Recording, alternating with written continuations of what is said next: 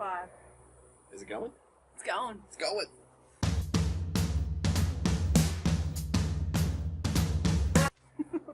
Alright, top 5 tools. Doesn't look awkward at all. Top 5 tools. What are your top 5 tools? Top tool is those really good expensive gloves that I got. Mm-hmm. These Expenno leather ones were perfect. Cool. I've used them for every job. Top tool. Cool. Good set of gloves. Top tool is a good quality brushless drill. Brushless drill. Yeah. It's a particular kind of drill technology. It's good quality, doesn't overheat.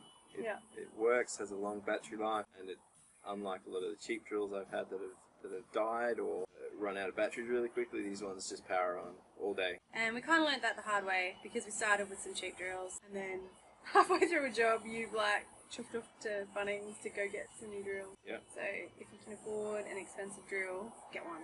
Makes a difference. Yeah, good quality drill. Good quality drill.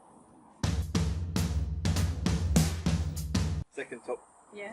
Pop rivet, hydraulic pop rivet gun. Because how many pop rivets were there? 1,000. I didn't have an appreciation of pop rivet guns until I started the job. So definitely one of those. There's even some good electric ones around. Yeah, I mean we got some cheap ones from eBay to help with the last half of the job, but if we had known that it was necessary, we should have just got the $300 one to begin with. Yep. My second one is another drill, but this is a rotary concrete drill for attaching the house down onto the slab. We have to do a bunch of holes down into the concrete. So we've got I ended up getting a really nice SDS drill. Means nothing to me. With the SDS bits, and it makes going to concrete really easy. So rather than spending 30 stressful seconds trying to drill a hole, it goes in and out in 4 or 5 seconds. How much are they? $200-300 bucks. Okay. Number 3 for me would be some sturdy ladders. So we've got about 6 sets of ladders on site, and 2 are amazing. So. And 3. 3? Or, so I've got the big one.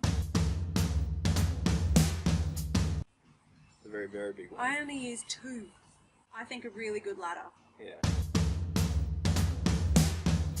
It sounds silly, but you need a good one that's going to be sturdy. We've got some really rocky ground around here, and you need to have a bit of support. We're up to, on our count of top tools. What's your third then? What are you doing? My third was clamps. Oh, clamps. Clamps, so I couldn't have done half the stuff in this house on my own without clamps. And some good ones. Yeah. We just tried to put in our window. Well, we didn't. We did. We put the window in, and I spent about 30 seconds trying to figure out how to use a clamp. Whereas we should have just gotten the good clamps from the start and use those, because they make perfect sense. I was thinking another tool, which we never got, which in hindsight I think we should have got, was a safety harness for the roof. Yeah, I'd agree. Again, $300 from Bunnings probably gets you the cheapest one, but you know, would have made the job so much easier and stress-free. Ladders are my number 4. And so we've got 2 big 3 meter A-frame ladders. When I was putting the roof trusses up, the roof batten, I also used our very long 7-8 meter extension ladder, which is down there now. And the other ladder that I also used when putting up the guttering was a little folding ladder, the concertina style. They were very good. They just lean up against the side of the house. To 5? Up to 5. What's your 5th? 5th top tool. What's your 5th?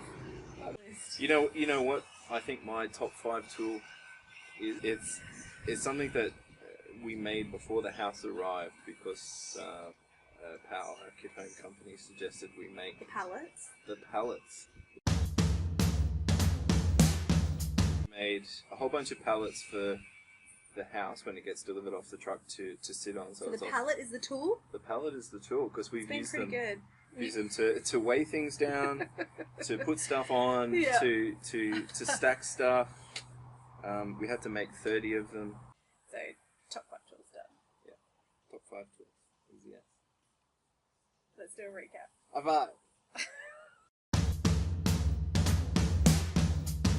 Alright, number 1, top tools for Matt. A good brushless drill. Number 2, a rotary concrete drill. Number 3 was clamps. Oh, yeah. Number 4 were ladders. And number 5 was pallets. But these are just tools that we would recommend to everyday owner builders who are putting up the frame. So, I mean, we've just done the frame and the roofing. God knows what tools we're going to need for internals. Well, that's right. That'll be a different top 5. Top 5 internals, tools for internal installation of a kid home. I have no idea. Good. Have a. Yeah. Here, Dag.